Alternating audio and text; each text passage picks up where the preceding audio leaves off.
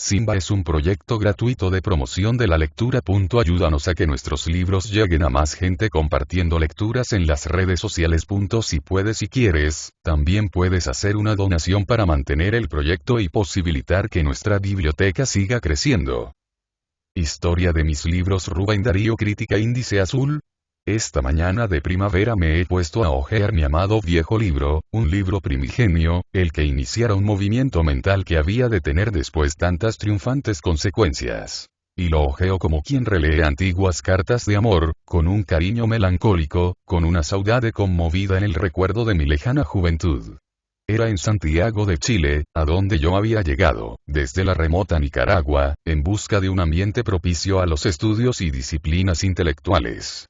A pesar de no haber producido hasta entonces Chile principalmente sino hombres de Estado y de jurisprudencia, gramáticos, historiadores, periodistas y, cuando más, rimadores, tradicionales y académicos de directa descendencia peninsular, yo encontré nuevo aire para mis ansiosos vuelos y una juventud llena de deseos de belleza y de nobles entusiasmos.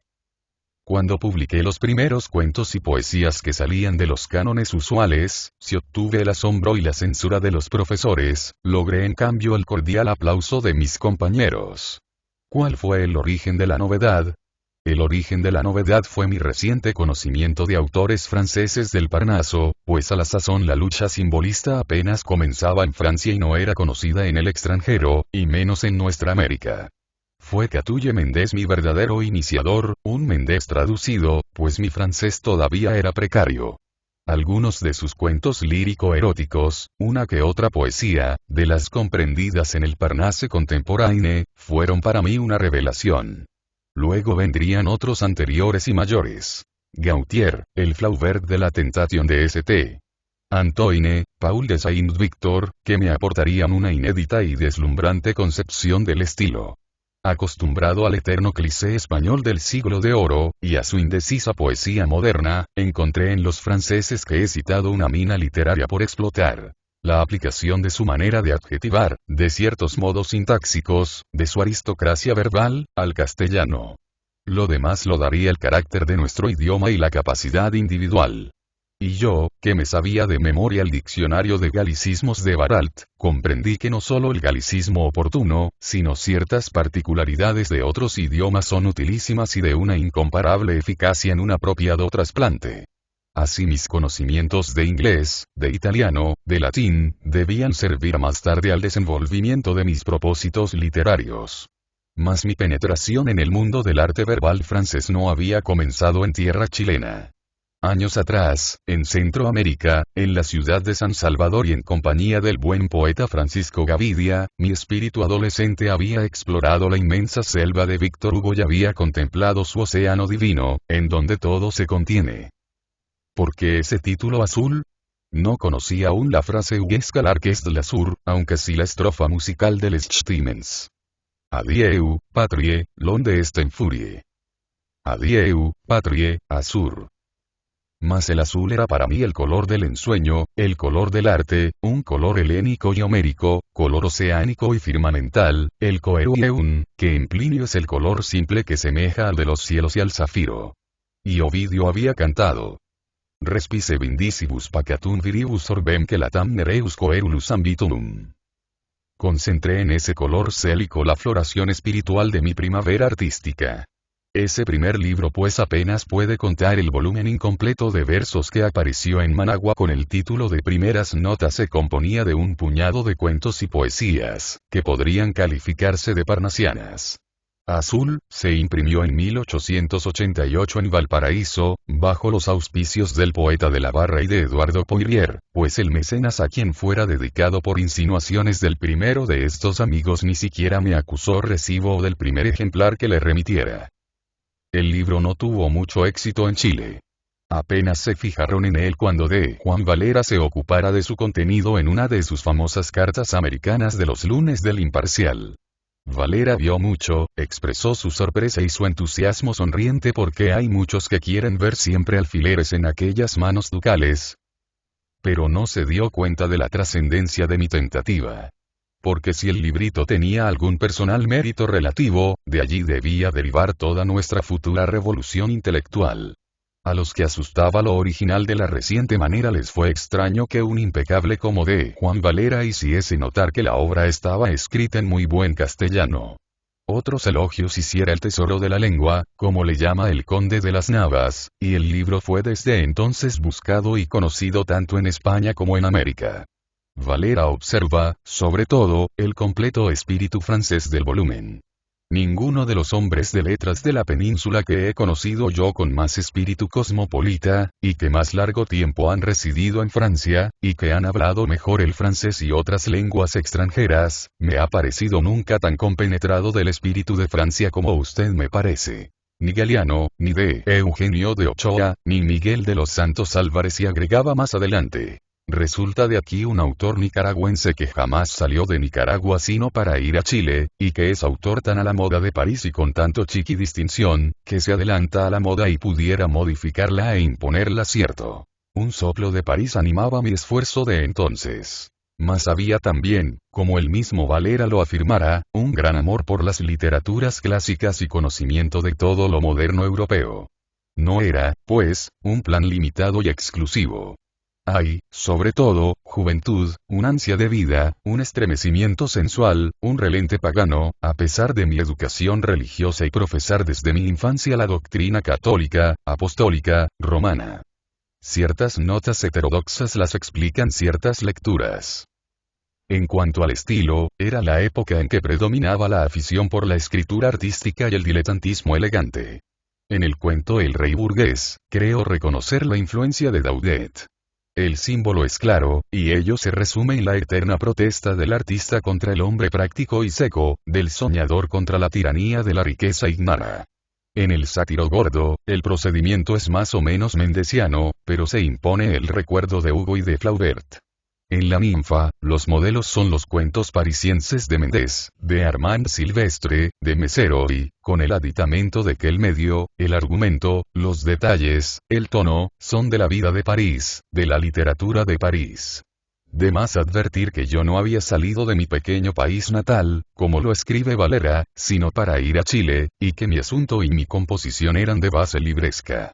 En el fardo triunfa la entonces en auge escuela naturalista.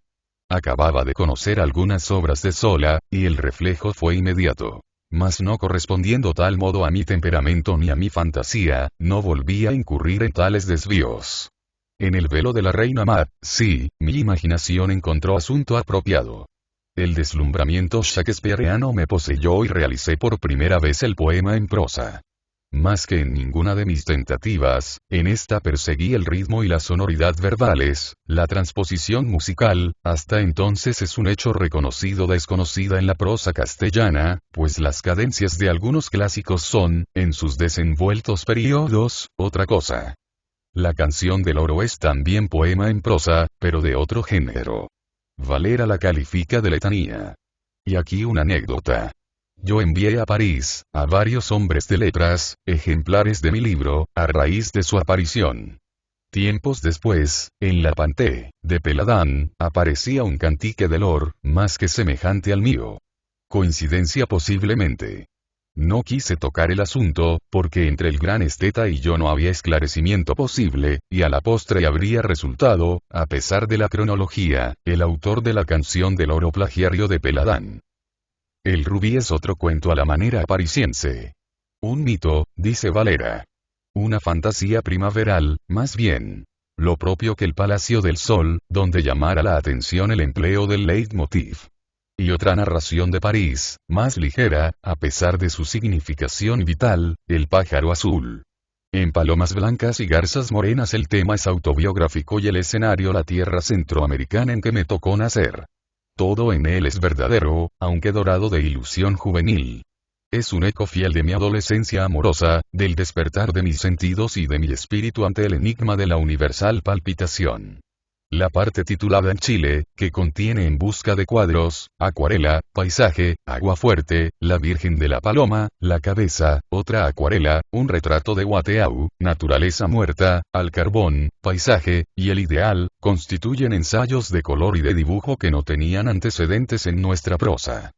Tales transposiciones pictóricas debían ser seguidas por el grande y admirable colombiano J. Asunción Silva y esto, cronológicamente, resuelve la duda expresada por algunos de haber sido la producción del autor del nocturno anterior a nuestra reforma. La muerte de la emperatriz de la China, publicado recientemente en francés en la colección Les Mille Nouvelles, es un cuento ingenuo, de escasa intriga, con algún eco a lo Daudet. A una estrella, canto pasional, romanza, poema en prosa, en que la idea se une a la musicalidad de la palabra. Luego viene la parte de verso del pequeño volumen. En los versos seguía el mismo método que en la prosa. La aplicación de ciertas ventajas verbales de otras lenguas, en este caso principalmente del francés, al castellano. Abandono de las ordenaciones usuales, de los clichés consuetudinarios. Atención a la melodía interior, que contribuye al éxito de la expresión rítmica. Novedad en los adjetivos. Estudio y fijeza del significado etimológico de cada vocablo. Aplicación de la erudición oportuna, aristocracia léxica. En primaveral del año lírico, creo haber dado una nueva nota en la orquestación del romance, con todo y contar con antecesores tan ilustres al respecto como Góngora y el cubano Cenea. En estival quise realizar un trozo de fuerza. Algún escaso lector de Tierras Calientes ha querido dar a entender que tratándose de tigres. Mi trabajo podía ser, si no hurto, traducción de Le Conte de Lisle. Cualquiera puede desechar la inepta insinuación con recorrer toda la obra del poeta de Poemes Bárbares. Ello me hizo sonreír, como el venerable Ateneum, de Londres, que porque hablo de toros salvajes en unos de mis versos, me compara con Mistral.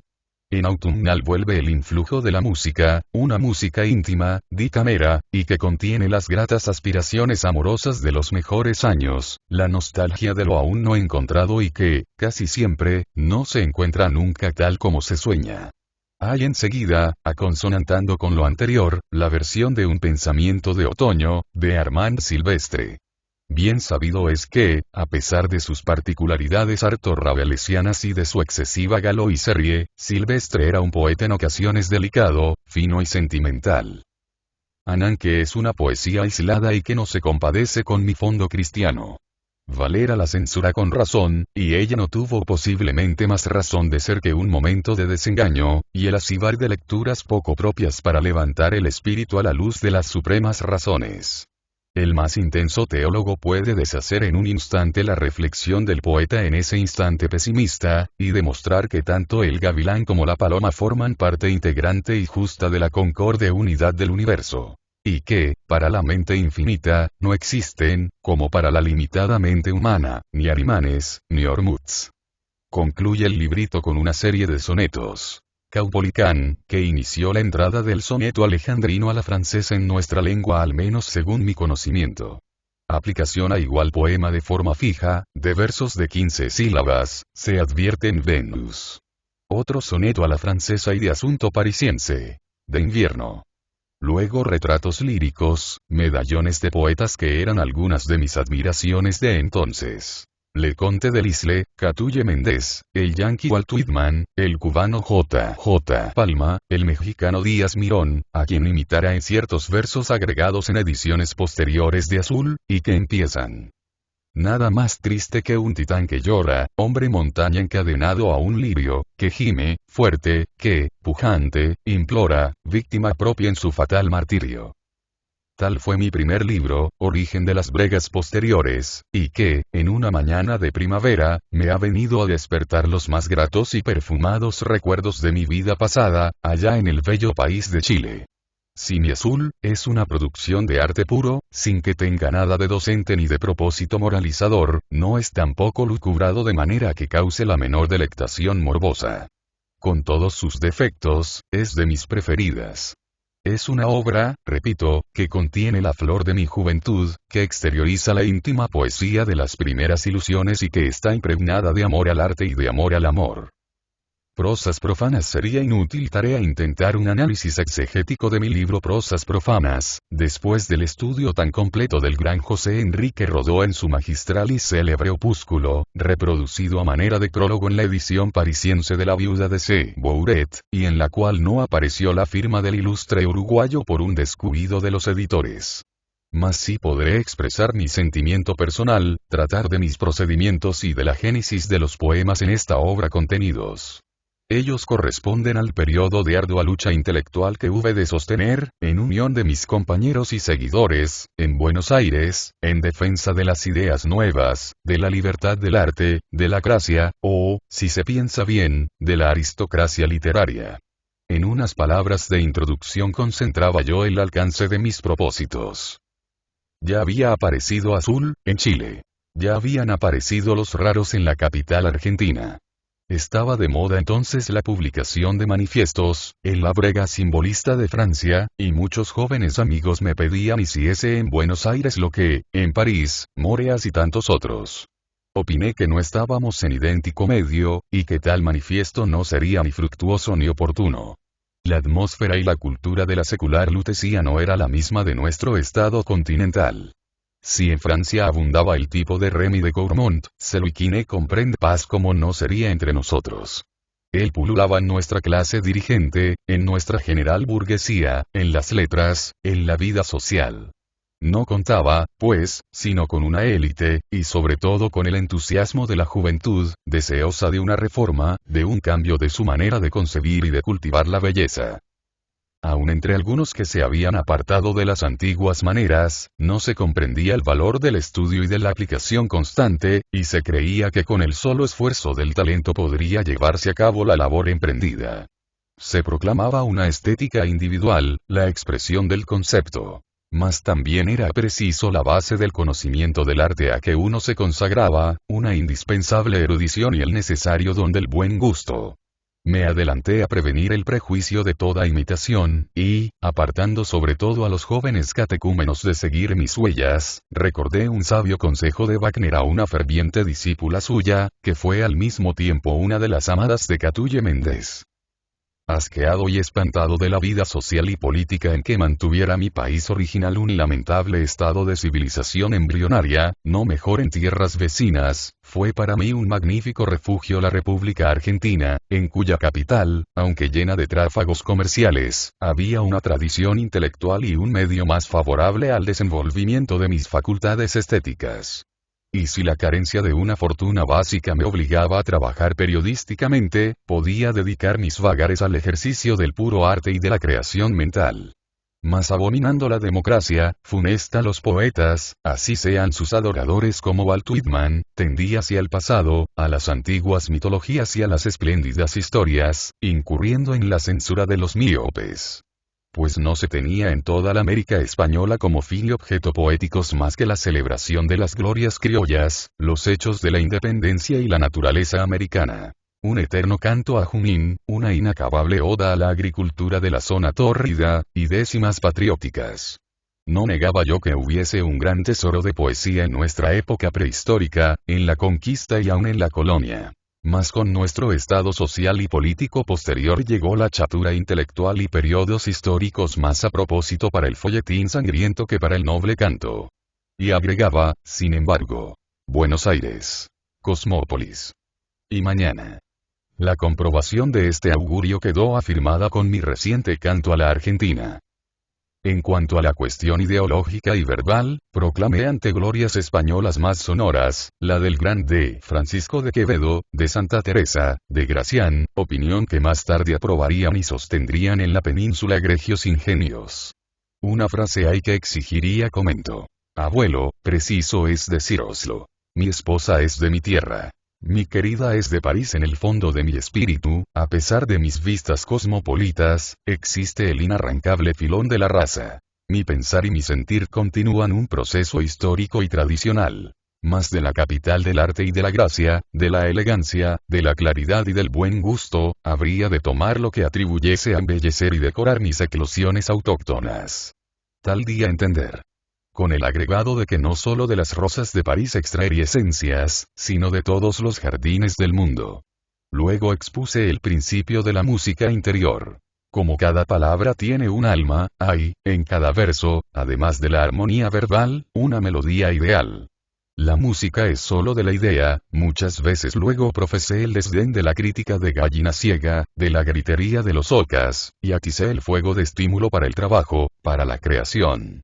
Bufe el eunuco. Cuando una musa te dé un hijo, queden las otras 8 en cinta, frase que he leído citada en una producción reciente de un joven español, como de Théophile Gautier.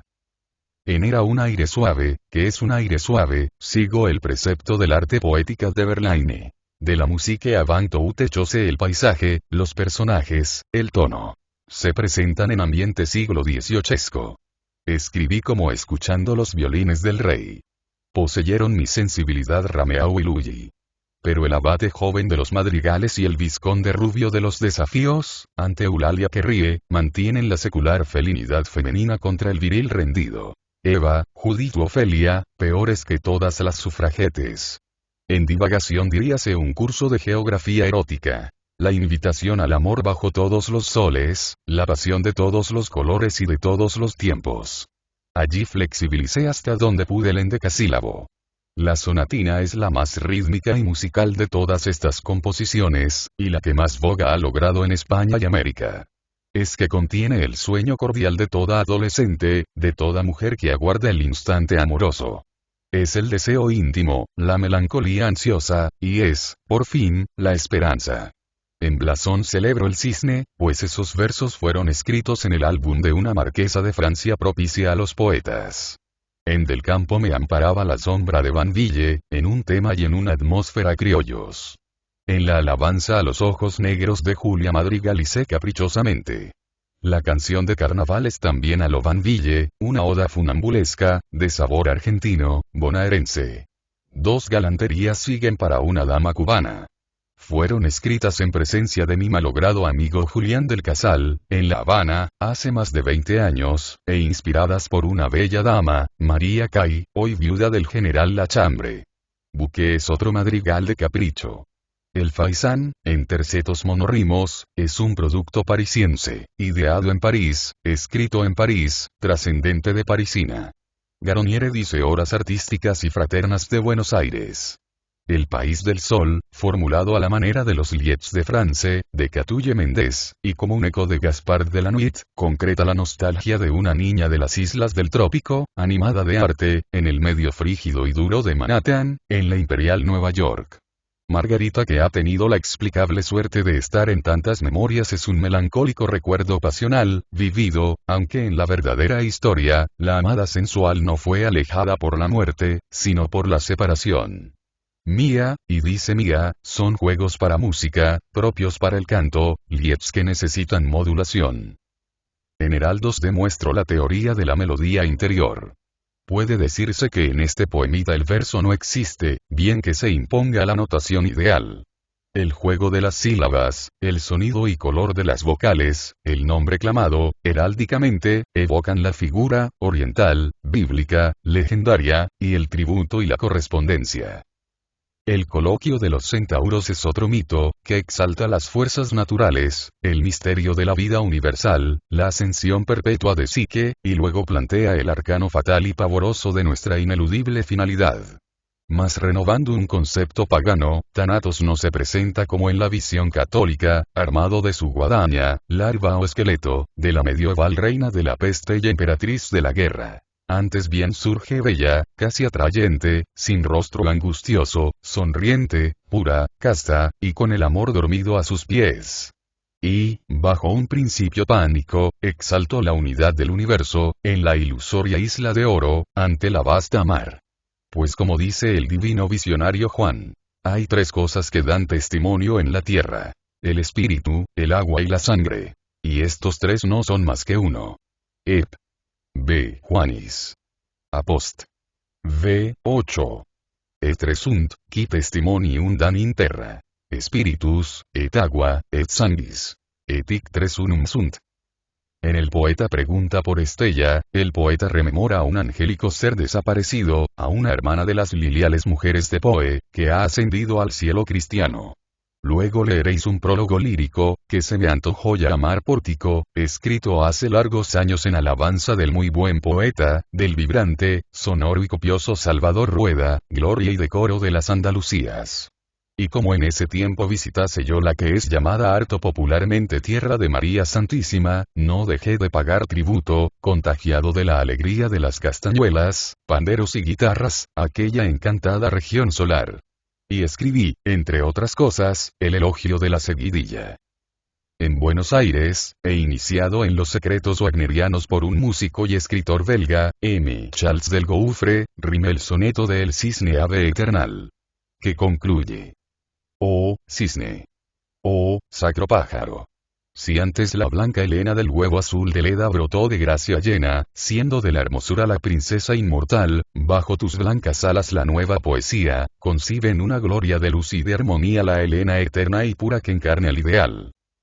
La página blanca es como un sueño cuyas visiones simbolizarán las bregas, las angustias, las penalidades del existir, la fatalidad genial, las esperanzas y los desengaños, y el irremisible epílogo de la sombra eterna, del desconocido más allá.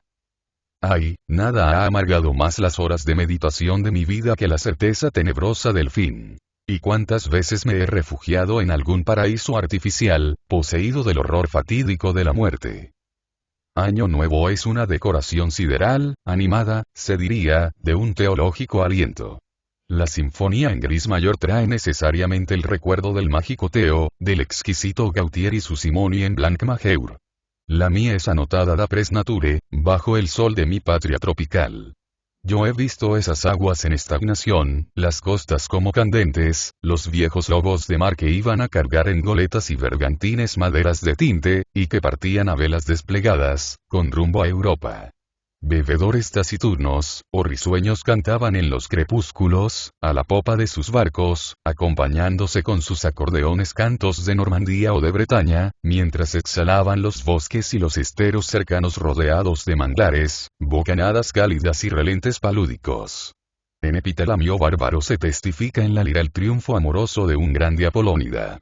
El responso a Verlaine prueba mi admiración y fervor cordial por el Paul Lelian, a quien conocí en París en días de su triste y entristecedora bohemia. Y hago ver las dos faces de su alma pánica, la que da a la carne y la que da al espíritu. La que da a las leyes de la humana naturaleza y la que da a Dios y a los misterios católicos, paralelamente. En el canto de la sangre hay una sucesión de correspondencias y equivalencias simbólicas, bajo el enigma del licor sagrado que mantiene la vitalidad en nuestro cuerpo moral. La siguiente parte del volumen, Recreaciones arqueológicas, indica por su título el contenido. Son ecos y maneras de épocas pasadas, y una demostración, para los desconcertados y engañados contrarios, de que, para realizar la obra de reforma y de modernidad que emprendiera, he necesitado anteriores estudios de clásicos y primitivos. Así en friso recurro al elegante verso libre, cuya última realización plausible en España es la célebre epístola a Horacio, de Marcelino Menéndez y Pelayo. Hay más arquitectura y escultura que música. Más cincel que cuerda o flauta. Lo propio en palincesto, en donde el ritmo se acerca a la repercusión de los números latinos. En el reino interior se siente la influencia de la poesía inglesa, de Dante Gabriel Rossetti, y de algunos de los corifeos del simbolismo francés, por Dios. Si he querido en un verso hasta aludir al glosario de Poel, Cosas del Cid encierra una leyenda que narra en prosa Barbeida Ureville y que, en verso, he continuado. Decires, leyes y canciones renuevan antiguas formas poémicas y estróficas. Y así expreso amores nuevos con versos compuestos y arreglados a la manera de Joan de Dueñas, de Joan de Torres, de Valtierra, de Santa Fe, con inusitados y sugerentes escogimientos verbales y rítmicas combinaciones que dan un gracioso y eufónico resultado, y con el aditamento de finidas y tornadas. Y, para concluir, en la serie de sonetos que tiene por título Las ánforas de Epicuro con una marina intercalada hay una como exposición de ideas filosóficas. En la espiga, la concentración de un ideal religioso a través de la naturaleza. En la fuente, el autoconocimiento y la exaltación de la personalidad. En palabras de la satiresa, la conjunción de las exaltaciones pánica y apolínea que ya Moreas, según lo hace saber un censor más que listo, había preconizado, y tanto mejor. En la anciana, una alegórica afirmación de supervivencia. En Ama tu ritmo, otra vez la exposición de la potencia íntima individual. En a los poetas risueños, un gozo amable, un ímpetu que lleva a la claridad alegre y reconfortante, con el exultorio de los cantores de la dicha. En la hoja de oro, el arcano de tristezas autumnales. En Marina, una amarga y verdadera página de mi vivir. En Syrinx, pues el soneto que aparece en otras ediciones con el título Dafne, por equivocación, debe llevar el de Syrinx, paganizo al cantar la concreción espiritual de la metamorfosis. La gitanilla es una rimada anécdota. Lo después a un antiguo y sabroso citareda de España. Lanzo una voz de aliento y de ánimo. Indico mis sueños. Y tal es ese libro, que amo intensamente y con delicadeza, no tanto como obra propia, sino porque a su aparición se animó en nuestro continente toda una cordillera de poesía poblada de magníficos y jóvenes espíritus. Y nuestra alba se reflejó en el viejo solar. Cantos de vida y esperanza y azul, simboliza el comienzo de mi primavera, y prosas profanas mi primavera plena, cantos de vida y esperanza encierra las esencias y sabias de mi otoño. He leído, no recuerdo ya de quién, el elogio del otoño. Mas, ¿quién mejor que Hugo lo ha hecho con el encanto profundo de su selva lírica? La autumnal es la estación reflexiva. La naturaleza comunica su filosofía sin palabras, con sus hojas pálidas, sus cielos taciturnos, sus opacidades melancólicas. El ensueño se impregna de reflexión. El recuerdo ilumina con su interior luz apacible los más amables secretos de nuestra memoria. Respiramos, como a través de un aire mágico, el perfume de las antiguas rosas. La ilusión existe, mas su sonrisa es discreta. Adquiere el amor mismo cierta dulce gravedad. Esto no lo comprendieron muchos, que al aparecer cantos de vida y esperanza echaron de menos el tono matinal de azul, y la princesa que estaba triste en prosas profanas, y los caprichos siglo XVIII, mis queridas y gentiles versallerías, los madrigales galantes y preciosos y todo lo que, en su tiempo, sirvió para renovar el gusto y la forma y el vocabulario, en nuestra poesía encajonada en lo pedagógico clásico, anquisolada de siglo de oro, o apegada, cuando más, a las fórmulas prosaico-filosóficas o baritonantes y campanudas de maestros, aunque ilustres, limitados. Apenas Becker había traído su melodía a la germánica, aunque el gran Zorrilla imperase, Cid del Parnaso castellano, con su virtuosidad genial y castiza. Al escribir Cantos de vida y esperanza yo había explorado no solamente el campo de poéticas extranjeras, sino también los cancioneros antiguos, la obra ya completa, ya fragmentaria de los primitivos de la poesía española, en los cuales encontré riqueza de expresión y de gracia que en vano se buscarán en hartos celebrados autores de siglos más cercanos. A todo esto agregado un espíritu de modernidad con el cual me compenetraba en mis incursiones poliglóticas y cosmopolitas. En unas palabras liminares y en la introducción en el decasílabos se explica la índole del nuevo libro. La historia de una juventud llena de tristezas y de desilusión, a pesar de las primaverales sonrisas. La lucha por la existencia, desde el comienzo, sin apoyo familiar, ni ayuda de mano amiga. La sagrada y terrible fiebre de la lira. El culto del entusiasmo y de la sinceridad, contra las añagazas y traiciones del mundo, del demonio y de la carne. El poder dominante e invencible de los sentidos, en una idiosincrasia calentada a sol de trópico en sangre mezclada de español y chorotega o nagrándano. La simiente del catolicismo contrapuesta a un tempestuoso instinto pagano.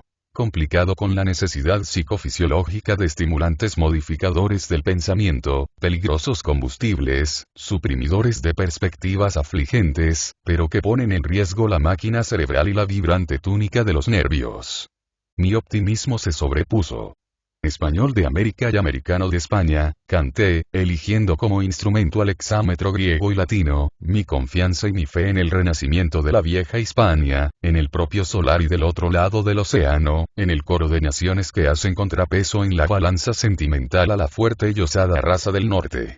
Elegí el hexámetro por ser de tradición greco-latina y porque yo creo, después de haber estudiado el asunto, que en nuestro idioma, malgré la opinión de tantos catedráticos, hay sílabas largas y breves, y que lo que ha faltado es un análisis más hondo y musical de nuestra prosodía.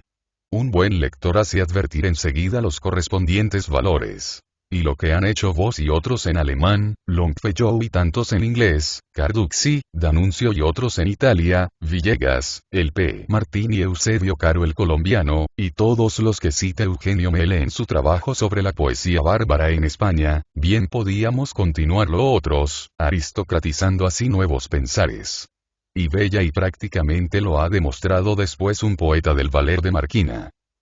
Flexibilizado nuestro alejandrino, con la aplicación de los aportes que al francés trajeran Hugo, Banville y luego Verlaine y los simbolistas, su cultivo se propagó quizá en demasía en España y América. Hay que advertir que los portugueses tenían ya tales reformas. Hay, como he dicho, mucho hispanismo en este libro mío. Ya haga su salutación el optimista, ya me dirija al rey Oscar de Suecia, o celebre la aparición de Quirano en España, o me dirija al presidente Roosevelt, o celebre al cisne, o evoque anónimas figuras de pasadas centurias, o haga hablar a de Diego de Silva Velázquez y a de Luis de Argote y Góngora, o loe a Cervantes, o a Goya, o escriba la letanía de nuestro señor Don Quijote. Hispania por siempre. Yo había vivido ya algún tiempo y habían revivido en mí alientos ancestrales. El título Cantos de Vida y Esperanza, si corresponde en gran parte a lo contenido en el volumen, no se compadece con algunas notas de desaliento, de duda, o de temor a lo desconocido, al más allá. En los tres Reyes Magos se afianza mi deísmo absoluto. En la salutación a Leonardo escrita en versos libres franceses y publicada hacía tiempo en el almanaque de Peucer de Buenos Aires hay juegos y enigmas de arte, que exigen para su comprensión, naturalmente, ciertas iniciaciones. En Pegaso se proclama el valor de la energía espiritual, de la voluntad de creación. En A Roosevelt se preconizaba la solidaridad del alma hispanoamericana ante las posibles tentativas imperialistas de los hombres del norte. En la poesía siguiente se considera la poesía como un especial don divino y se señala el faro de la esperanza ante las amenazas de la baja democracia y de la aterrizadora igualdad. En Canto de Esperanza vuelvo mis ojos al inmenso resplandor de la figura de Cristo, y grito por su retorno, como salvación ante los desastres de la tierra envenenada por las pasiones de los hombres. Y, más adelante, de nuevo hago vislumbrar a los meditabundos pensadores, a los poetas que sufren la transfiguración y la final victoria. Helios proclama el idealismo y siempre la omnipotencia infinita. Spes asciende a Jesús, a quien se pide contra el sañudo infierno una gracia lustral de iras y lujurias. La marcha triunfal es un triunfo de decoración y de música. Hay una parte titulada Los cisnes. El amor a esta bella ave simbólica desde antiguo. Igne imperosus, cucolat, elegid contraria flumina flamis. Ha hecho que tanto a mí como el español Marquina nos haya censurado un crítico hispanoamericano, anteponiendo a la ave blanca de Leda el ave sombría, aunque Minervina. El búho. De cierto, juzgo en su metamorfosis más satisfecho al hijo de Estenelea que a Ascalafo. Y con todo, en varias partes afirmo la sabiduría del búho. Por el símbolo sísmico torno a ver lucir la esperanza para la raza solar nuestra. Elogio al pensador augurando el triunfo de la cruz. Me estremezco ante el eterno amor. En retrato, presento en lienzos evocatorios pasadas figuras de la grandeza y del carácter hispánicos. 4 caballeros y una abadesa. Luego ritmo al influjo primaveral, en un romance cuyo compás corto de pronto. En la dulzura del ángelus hay como un místico ensueño, y presento como verdadero refugio la creencia en la divinidad y la purificación del alma y hasta de la naturaleza por la íntima gracia de la plegaria. Tarde del trópico fue escrita hace mucho tiempo, cuando por la primera vez sentí bajo mis pies las vastas aguas oceánicas, en mi viaje a Chile. Era para mí entonces todo en la poesía el semidios Hugo. Los nocturnos, en cambio, dicen una cultura posterior. Ya han ungido mi espíritu los grandes humanos, y así exteriorizo en versos transparentes, sencillos y musicales, de música interior, los secretos de mi combatida existencia, los golpes de la fatalidad, las inevitables disposiciones del destino. Quizá hay demasiada desesperanza en algunas partes. No debe culparse sino a los marcados instantes en que una mano de tiniebla hace vibrar mayormente el cordaje martirizador de nuestros nervios. Y las verdades de mi vida. Un vasto dolor y cuidados pequeños. El viaje a un vago oriente por entrevistos barcos. El grano de oraciones que floreció en blasfemia. Los azoramientos del cisne entre los charcos. El falso azul nocturno de inquerida bohemia, sí, más de una vez pensé en que pude ser feliz, si no se hubiera opuesto el rudo destino. La oración me ha salvado siempre, la fe. Pero hame atacado también la fuerza maligna poniendo en mi entendimiento horas de duda y de ira. Mas, ¿no han padecido mayores agresiones los más grandes santos? He cruzado por lodazales. Puedo decir, como el vigoroso mexicano.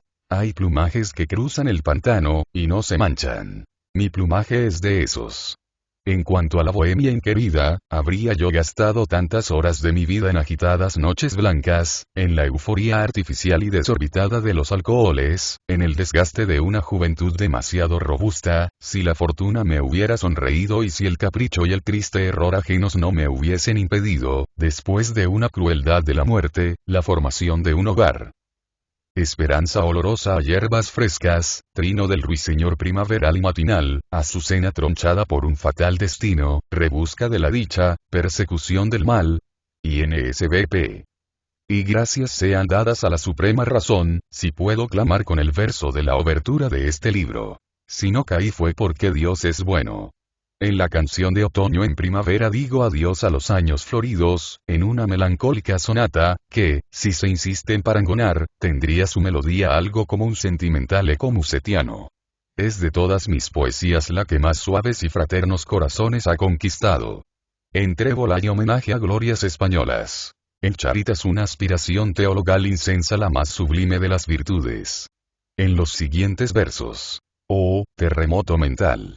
Pasa la amenaza de las potencias maléficas. Y más adelante se señala el peligro de la eterna enemiga, de la hermosa varona que nos ofrece siempre la manzana. En filosofía se comprende la justeza de la obra natural y de la divina razón, contra las feas y dañinas apariencias. En Leda se vuelve a cantar la gloria del cisne en divina psiquis, se tiende, en el torbellino lírico, al último consuelo, al consuelo cristiano.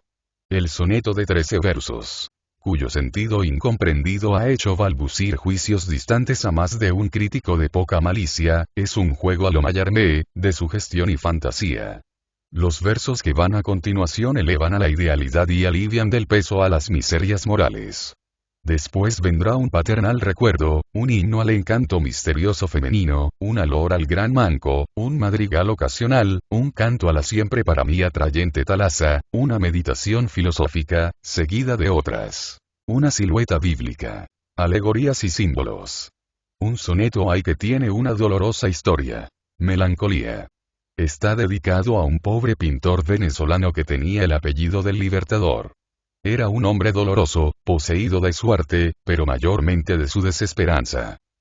Le conocí en París. Fuimos íntimos, me mostró las heridas de su alma. Yo procuré alentarle. Pasado un corto tiempo partió para los Estados Unidos. Y no tardé en saber que en Nueva York, en el límite de sus amarguras, se había suicidado. Aleluya exalta el don de la alegría en el universo y en el amor humano.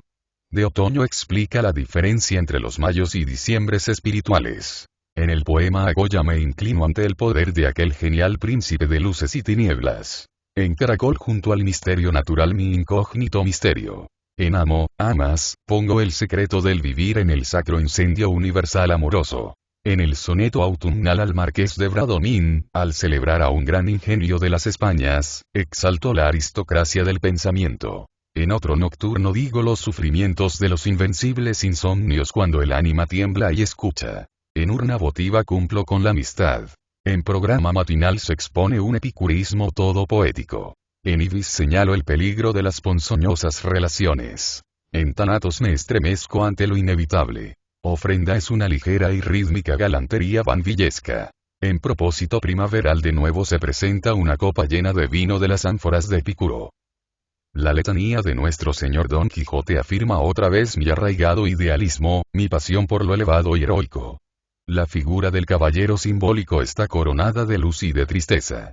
En el poema se intenta la sonrisa del humor como un recuerdo de la portentosa creación cervantina, mas tras el sonreír está el rostro de la humana tortura ante las realidades que no tocan la complexión y el pellejo de Sancho.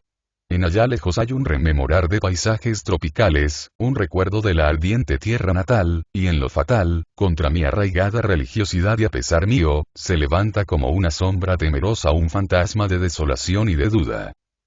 Ciertamente, en mí existe, desde los comienzos de mi vida, la profunda preocupación del fin de la existencia, el terror a lo ignorado, el pavor de la tumba, o, más bien, del instante en que cesa el corazón su ininterrumpida tarea y la vida desaparece de nuestro cuerpo. En mi desolación me he lanzado a Dios como a un refugio, me he asido de la plegaria como de un paracaídas. Me he llenado de congoja cuando he examinado el fondo de mis creencias, y no he encontrado suficientemente maciza y fundamentada mi fe, cuando el conflicto de las ideas me ha hecho vacilar y me he sentido sin un constante y seguro apoyo. Todas las filosofías me han parecido impotentes, y algunas abominables y obra de locos y malhechores. En cambio, desde Marco Aurelio hasta Bergson, he saludado con gratitud a los que dan alas, tranquilidad, vuelos apacibles y enseñan a comprender de la mejor manera posible el enigma de nuestra estancia sobre la tierra. Y el mérito principal de mi obra, si alguno tiene, es el de una gran sinceridad, el de haber puesto mi corazón al desnudo, el de haber abierto de par en par las puertas y ventanas de mi castillo interior, para enseñar a mis hermanos el habitáculo de mis más íntimas ideas y de mis más caros ensueños. He sabido lo que son las crueldades y locuras de los hombres. He sido traicionado, pagado con ingratitudes, calumniado, desconocido en mis mejores intenciones por prójimos mal inspirados, atacado, vilipendiado. Y he sonreído con tristeza. Después de todo, todo es nada, la gloria comprendida. Si es cierto que el busto sobrevive a la ciudad, no es menos cierto que lo infinito del tiempo y del espacio, el busto, como la ciudad, y, ¡ay! El planeta mismo, habrán de desaparecer ante la mirada de la única eternidad. P.